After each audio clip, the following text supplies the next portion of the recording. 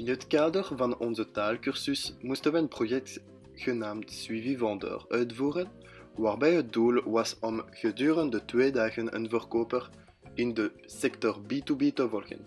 Ik koos om Olivier Adam te volgen, een zeer goede verkoper van Proximus.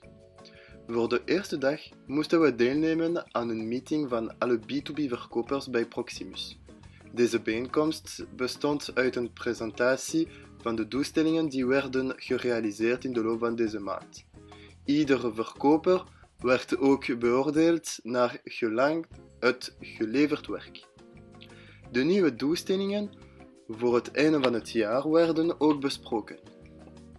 Daarna kreeg ik de kans om het bedrijf te ontdekken, andere teams te bezoeken en het enorme gebouw te ontdekken. Op de tweede dag ben ik met de verkoper klanten gaan bezoeken.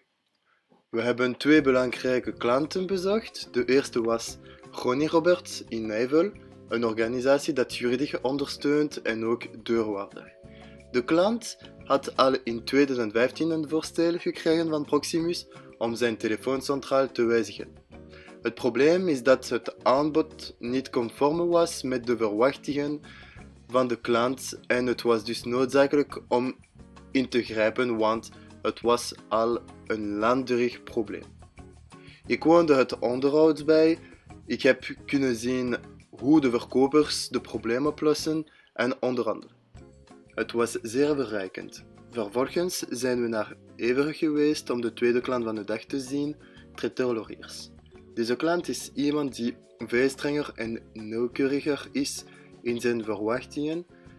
Deze bijeenkomst was zeer representatief, omdat alles was geanalyseerd. Hij vergelijkt ook alle prijzen die de verschillende verkopers had gegeven. Het waren 2 zeer aangename dagen om te beleven, met een goede verkoper, een geweldige sfeer en een groot aantal elementen die zeer leerrijk waren.